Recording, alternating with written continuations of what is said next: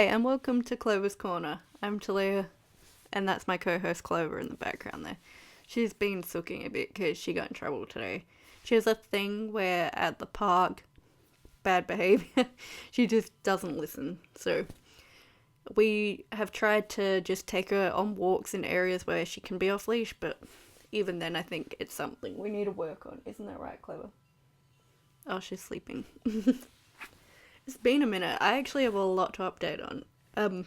I think I've mentioned before, Clover doesn't have the innate ability to catch mice. That's a thing Jack Russells are bred to do, but Clover doesn't have that instinct. Well, she suddenly does, and she's caught one mouse so far.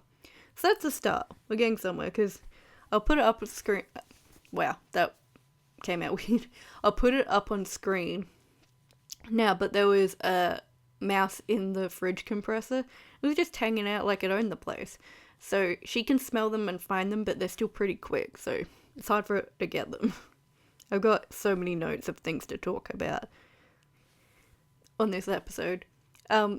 First of all, I have good news of I got a new job. It's technically a transfer because my job's closing down soon, but I'm super happy about that because I was really worried about what my future would entail because in the past I have been on government assistance on and off because it's been really difficult for me to find a steady job. So I'm super happy about that. And what else? I think that was the only real life update that I was going to talk about. So yeah, let's get straight into it then. Music. So a banger album came out. Beyonce, Cowboy Carter. It was so good. I will say I like it slightly less than Renaissance just because I loved Renaissance so much. Okay, she can get out on her own, good. This album's still stellar though. I'd give it probably an 8. It's one of the few albums that are really long but don't feel like it. I think there's 31 songs on it, and they're all good.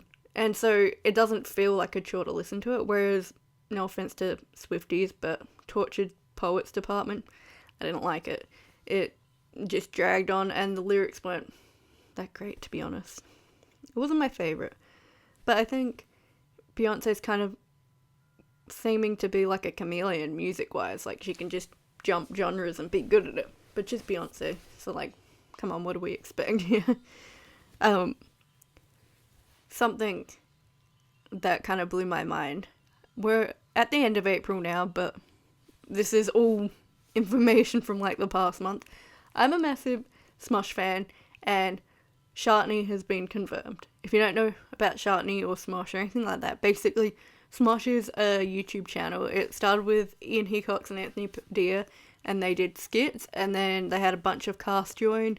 Anthony left, Anthony's now back. But two of the cast members, Shane and Courtney, they've been shipped together ever since they started. And I was definitely believing it because their chemistry is just really good.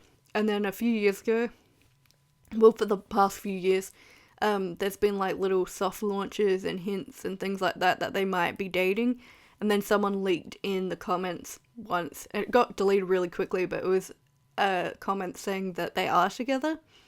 And then that kind of Spitfire, whatever that term is, made it run like crazy and everyone believed it. And then on April Fool's Day, they showed the wedding photos, and people were like, oh, this isn't real, this is just an April Fool's joke. But it was like a psychology thing, like reverse psychology, because it was real, but no one seemed to believe it. And so on the second day, they posted the photos. And I'm really happy for them. It's so cute that they met at Smosh and now they're married, so that's really sweet. I don't know if I believe in soulmates because I think there are so many people on the planet that you could probably connect with multiple people. But it's kind of where you are in your life, I think, maybe, that influences who you pick out of those people or who is available to you. Me and my partner, we are really close and we love each other and we're going to be together forever and all that. But if one of us dies and one of us meets someone else, it's not you can't ever find another person again. You know what I mean? That's kind of deep on this podcast. I thought Clover was going to come back in, but turns out she's not. I've made a few cool purchases recently, like new sneakers. I bought a MIDI keyboard that I've been practicing on and stuff. But I did in fact get scammed recently. And I don't want this to be a recurring theme because we had the window incident, so don't get used to it. But yeah, so I've been eyeing up this pretty expensive Coach bag for a long time, and I really didn't want to pay full price for it. So I was like, maybe people on Depop or eBay, something like that, will have it. So I found a seller on Depop, and it looked pretty good and everything. They said it was real.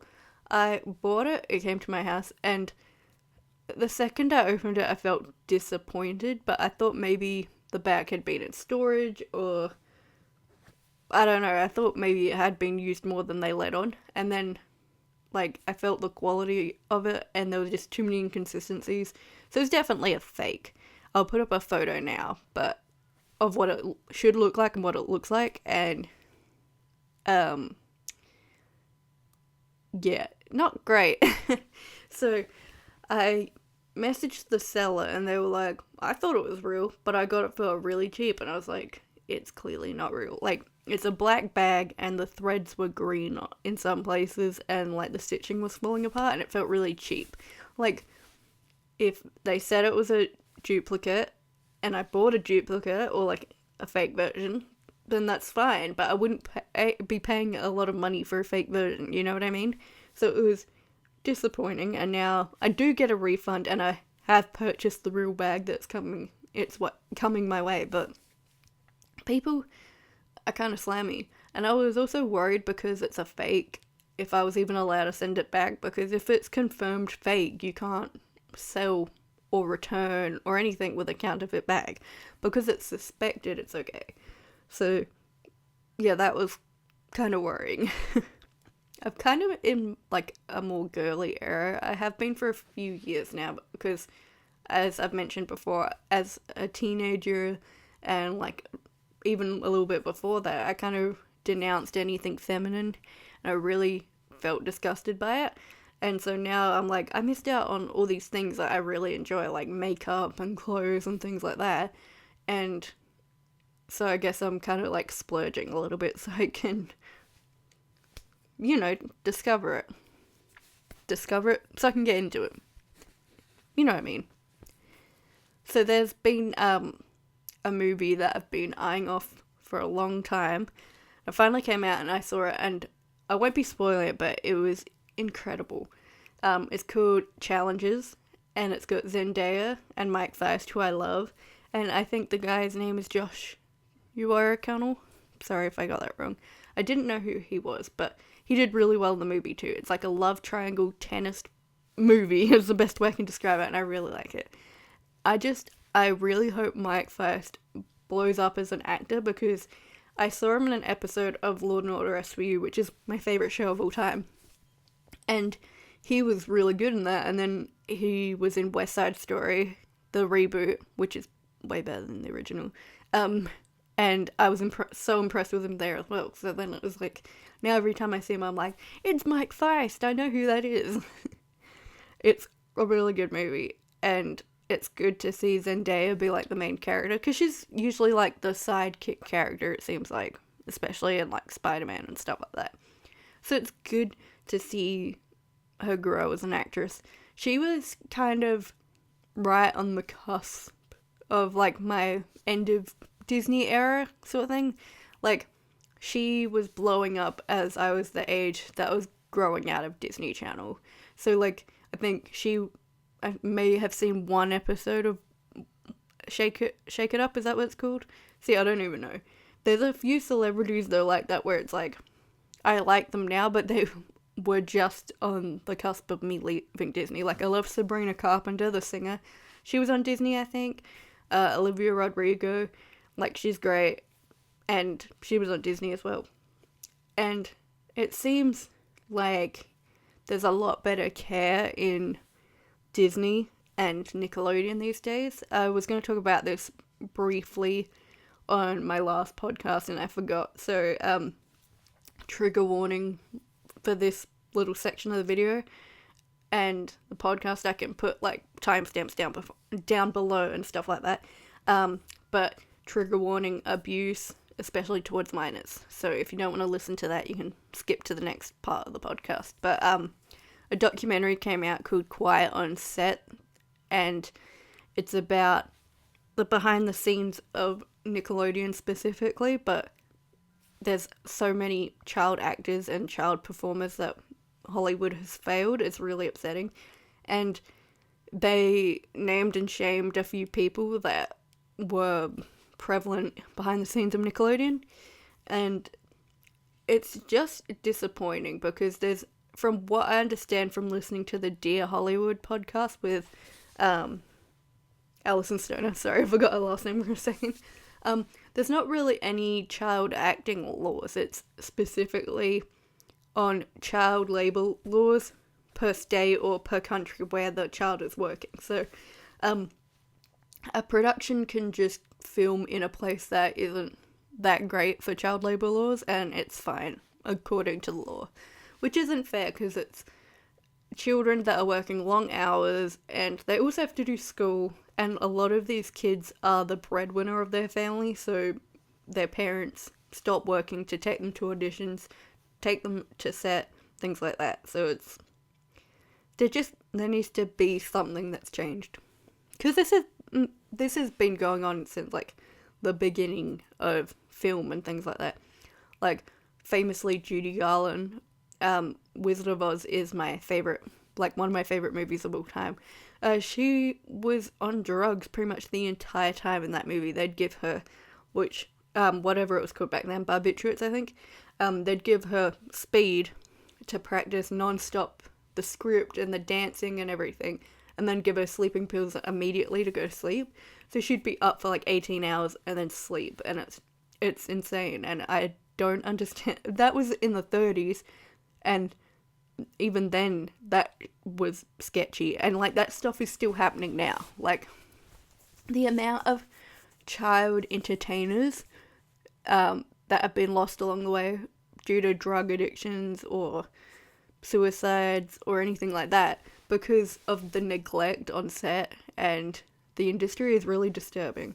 Like, we get them famous and all this success and money, and then we don't tell them how to deal with other people, the public, fans and things like that. We give them this endless amount of money, and then they just spend it on drugs and alcohol and expensive items, and then they become broke. Like, that's happened so many times. There are so many celebrity child actors that have become bankrupt because no one's helping them. And they're, like, probably a quarter of those people have their parents involved, and then their parents are taking their money, and it's all a mess. One of the people, you've probably heard this if you have Twitter or watched the documentary, but one of the people that came forward was Drake Bell, and he was, like, heavily abused during the entire time he was on the Amanda Show. And it's really disturbing because the person who abused him is in a lot of the episodes of the Amanda Show, and they play like a happy-go-lucky character, so it's really disturbing. And there's also laws that say a convicted sex offender or pedophile is allowed on the set as long as their parents are around, which is the dumbest thing I've ever heard. That's like saying you can get I don't know, an animal from a circus in public, just anywhere, and they're known to kill people, and that's fine because their trainers are.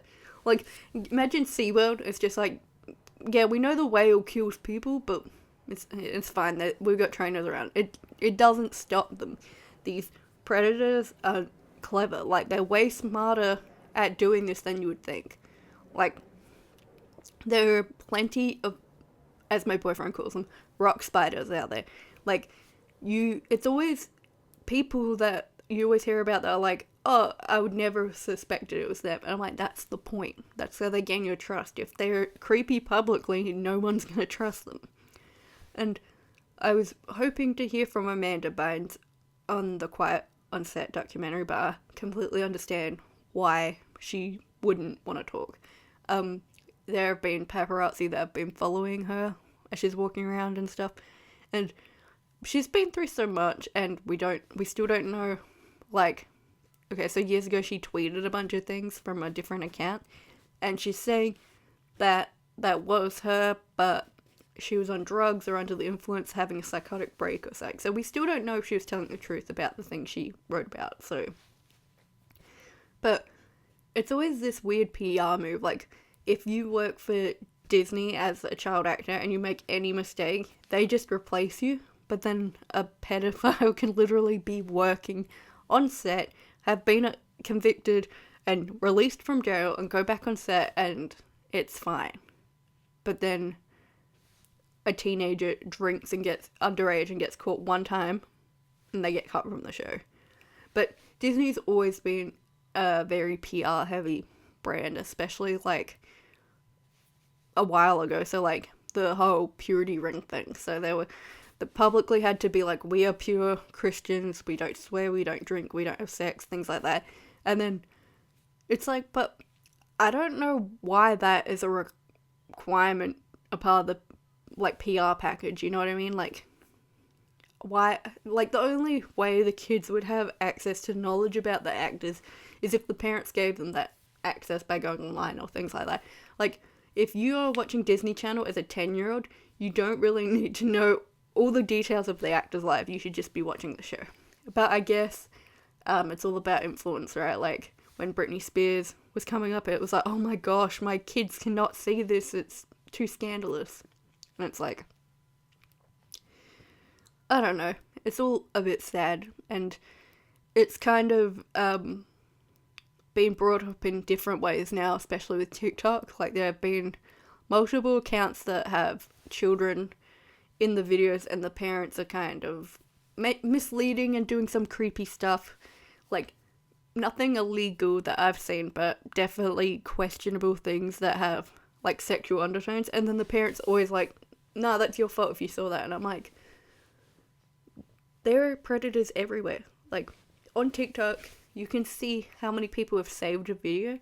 So if you have a child in a video and it says it's been saved like 15,000 times, who's saving it? There's only one type of person that would be saving it.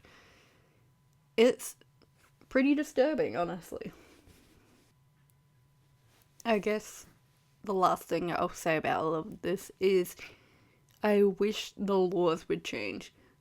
And they're pretty obvious laws, but that should be in place already. But there should be no convicted sex offenders on any set with children at any time. They're not allowed around people at schools. They're not allowed around kids on the playground. So why are they allowed on sets? If a child is uncomfortable with doing something, there needs to be like an alternative thing to be put in place. Like Jeanette McCurdy once said that it was required for a scene that she had to be in a bikini underage, and she said she didn't feel comfortable with it, but they kept egging her on till she did it, and it's just like, it's kids' TV, it's not that serious. You get the point across by wearing like a rashie and some board shorts. Like, we understand it's for swimming, like, it doesn't need to be that serious. No, it needs to be, there should be laws in place. There probably are, but easily broken. There should be no substances on set for anyone if there are kids around, so that I don't care if it's for an adult or a child. Like, who is taking it? It shouldn't even be on set at all. And there should be, like, I know they do have this in place, but it's tough, so I don't know what the actual position is called, but there is, like, a manager-esque person that isn't a manager for child actors. It's basically, like, just checking in to make sure that everything's fine, and, like, they don't feel uncomfortable, like, they can ask questions about the material and the script and things like that. The problem is, if the kid complains or has a concern and they tell this person tells the director or the people on set, and then they might just fire them.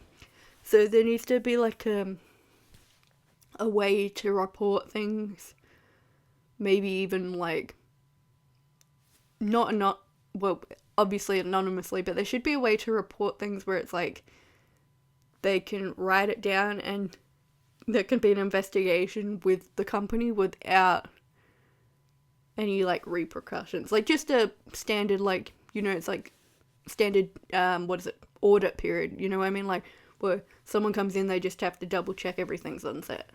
Like everything on set's good. Sorry, that came out weird as well. Yeah. And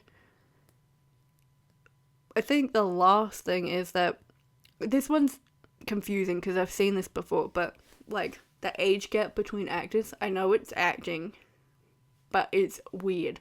Like there was a movie on Disney Channel called Blank Check, and there was like a literal child, like a 10-year-old I think it was, and a 30-year-old, and they have a kiss. It's a peck, but it's still weird as hell. Like, and even in the movie she says I'll wait for you or something, like 2 year older, and it's like, no, yuck, cut that out.